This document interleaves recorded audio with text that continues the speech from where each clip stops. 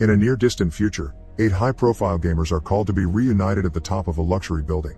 They are all offered a winning prize of $100,000 after participating in a new game called the Call Up. When all members arrive at the meeting place, a robotic voice on the ceiling greets and asks them to sign in on tablets with their usernames, and that from now on, they will be referring to each other as such. They are asked to dress in high-end motion capture suits. Adam, the most excited gamer there, is mocked about his fatness during the undressing, and Carl shows a severe burn scar around his ribs, explaining that his user's name comes after his girlfriend's cat. Once they all suit up, they enter a large, white room with a big scanner in it. They must enter inside the scanner and say their users' names. They're now able to get the high-tech armor. The gear suits are made with advanced technology that allows the player to become fully immersed in the game. Adam comments that these suits were only available to the millionaire elite, but for some reason they were selected to try them out. Zahid loses the thrill of being part of it because of his nickname, terrorist_1. He feels it can become offensive because of his Bosnian roots. The voice in the ceiling says that the game can't start until all players are ready, but Zahid decides to leave the place. Just when he gets to the door, he shows that it's locked, and they are trapped there. Zahid agrees to continue against his will, so everyone is ready to begin.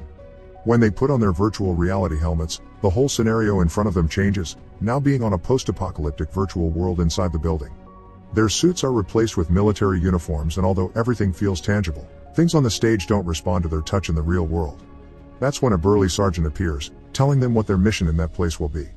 By raising their helmets, everyone confirms there's not an extra player as the sergeant, but an NPC that will give some bits of advice through the game. They follow the sergeant across the stage, and he presents their weapons, with everyone impressed by how real they look and feel. Actually, the weapons are just props to have a reference when using them. The sergeant's tutorial consists of teaching them how to use their weapons by shooting some bottles. Some of them hit and some fail, and that's when they learn about how a vest is their only form of defense. In case they receive a direct shot from the enemy, they will lose the vest and will be exposed. To prove his point, the sergeant shoots a couple of players so they can lose their vests. If that happens and they are in critical condition, the only salvation is to use serums to restore their lives. The sergeant explains that a dangerous terrorist commando stormed the entire building. The game's primary goal is to kill all the terrorists and get to the first floor alive. Whoever succeeds in doing so will win the real-life prize, $100,000. The level starts at once, and everyone is led by Andre, who has some experience in such scenarios after being part of the military. The team inspects the floor and finds the enemy for the first time. Andre manages to kill the first terrorist without casualties. The voice tells the players they have completed the level, with all points going to Andre. To enter the next level, they must go down the stairs, finding a mechanism that does not allow them to go down any more floors until they finish the current level. If they try to go down, they will be electrocuted by electrical wiring. The new scenario is similar to the previous one, but with new guns for the players, so Andre teaches the group how to use them. Level 2 involves hiding, dodging, and preparing a counterattack to defeat the terrorists, who possess new weapons as well. After saving Adam from a direct hit, Andre loses his vest, making the best player exposed to any further wounds. Taylor is faced with the terror of the game's realism. She goes by the username Slayer Girl, but reveals to everyone that she is not who she says she is. Apparently, she replaced the real Slayer Girl, so she doesn't belong there and wants to get out of the game as soon as possible. She is calmed down by Shelly, the other gamer girl, who says that nothing of that is real and it's just a simulation. Despite this, Shelly thinks the gunfire feels accurate when she fights one of the terrorists. This terrorist ends up killed by Carl, having his first victory. But it does not last long, as he receives a surprise shot in the back. Carl gives up, asking the NPC to leave him alone, but the enemy shoots him again, almost at point-blank range to knock him to the ground. Before the situation gets worse, Shelly saves Carl, who agonizes on the floor. Carl's response not only ends up being quite exaggerated but also borderline traumatic. The damage received is not only noticeable in the game but in real life, as if a bullet had really hit him. Shelly removes her helmet to make sure everything is okay, and to her surprise, Carl has no apparent damage on the outside. The pain perpetuates until Andre appears and gives him his serum to heal. In the game, the bloody hole and the puddle around Carl are restored immediately, feeling better but still traumatized by the experience. They all take a break and have a meeting to discuss the possibility of everything being part of a reality TV show.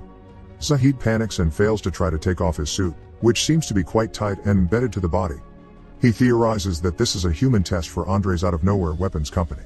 Some people still think it's a sham, and even if it is truthful, they care too much about the prize money to stop playing. The tension against Andre increases, and he chooses to leave after facing heavy accusations, leaving them all to their fate. With his helmet raised up and staying in the plane of the real world, an angry Andre goes to the bathroom, not realizing the game still goes on. He is surprised in front of the mirror by several revived NPCs, and he only has time to lower his helmet before taking a direct hit.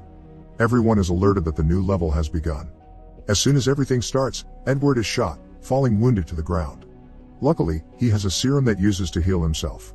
Taylor tries to get out through the level obstruction, but her plan is frustrated because of the electric wiring.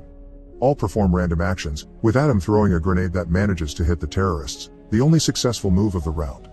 The next scene shows Andre trying to look for help while crawling on the ground, but only feels himself slowly bleeding to death. The voice in the ceiling tells the players they passed level 2, with Adam getting the higher score. That's when they hear Andre's cries for help in the distance. Before being struck down by internal pain, Andre manages to hear a timer counting down. Once the timer ends, it discharges a high voltage current from the helmet into his brain, causing Andre to convulse to death. The others find him lying on the ground, unable to save him, and leaving the game with only 7 players. Zahid grabs a fire extinguisher, panicking and sweating, asking for a volunteer to help him remove his helmet. Carl immediately offers to do it, so Zahid ducks and braces for impact. Carl does his best, but nothing happens. The material is too rigid and solid, leaving Zahid beaten. In the virtual reality, the sergeant suddenly appears to beat up Zahid for trying to break the rules, with everyone feeling puzzled. He assures the others that there will be real consequences if they try to get out of the game. Despite their disadvantaged position, they manage to advance through the following levels without losses, learning how to use new weapons and guns, facing things like attacking with tactical knives and hand-to-hand combat to avoid gunfire due gas leaks. During one of the levels, Adam and Carl are wounded, and the team uses a couple of serums to save them.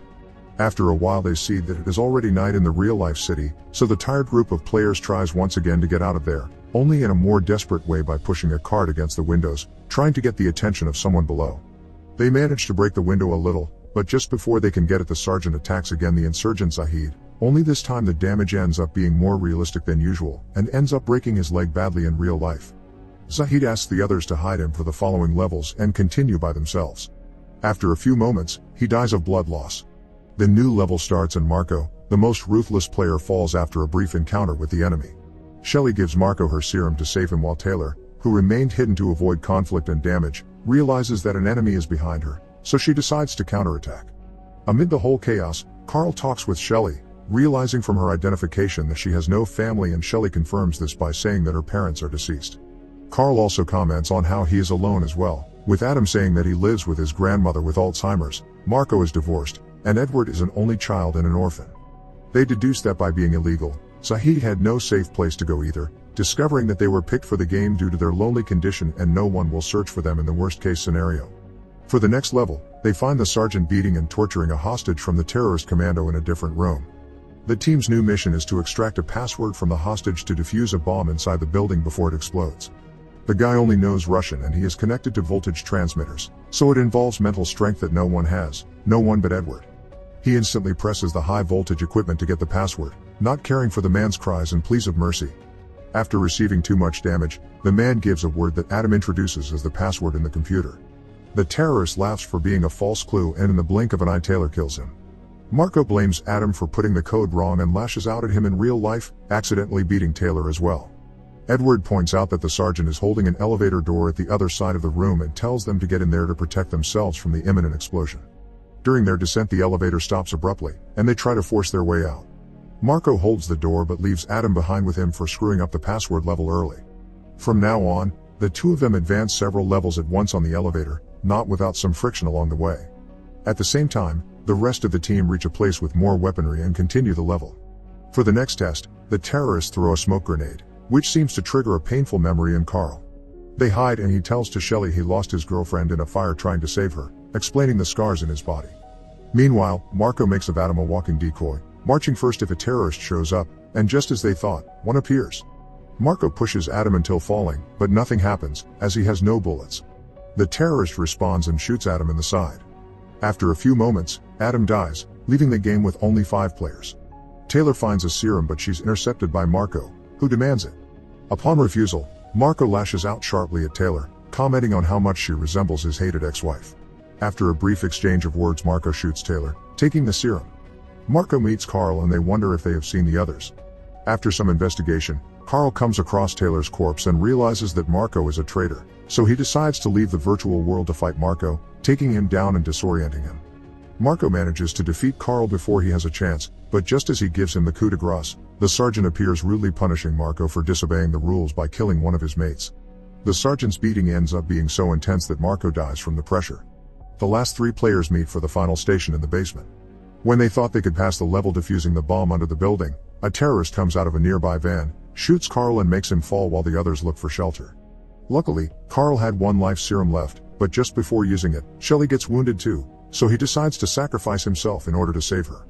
After that, Edward uses a bazooka to make the remaining enemy explode and manages to defuse the bomb. Sadly, having used up his serum, Carl dies holding hands with Shelley, happy to have helped her. At the end of the game, the sergeant appears in his formal uniform, congratulating them on reaching the home stretch. To Shelley's surprise, Edward repeats the sergeant's speech, showing that he was a real traitor in the operation to unknown purposes. The game concludes, the virtual world fades away, and men in black uniforms arrive to dispose of Carl's lifeless body. Shelley tries to defend herself, but she's immediately dragged to the sidelines. All the players' information is erased from the database, just like they never existed. Upon waking up still in the parking lot, Shelley has a conversation with Edward. He admits to her that he didn't believe they would make it to the end, but she criticizes him that they are all dead and it's not worth a try. Edward clings that at least he gave meaning to the lives of the deceased players and that no one will ever believe Shelley, even if she decides to go to the police. He sends one of his employees to sedate her again, but just before the man does it, she fights back, steals his gun and escapes. With all the tactical knowledge she learned throughout the game, Shelley shoots at the lights and hides in the parking lot. Edward sends his henchmen after her, but she emerges victorious after a battle in the dark. She points at a desperate Edward who begs for his life, but Shelley shoots in the process. The film concludes with a victorious Shelley, watching the building exit and realizing that it's already dawn. Make sure to subscribe and turn on notifications so you can watch more videos like this. Thanks for watching.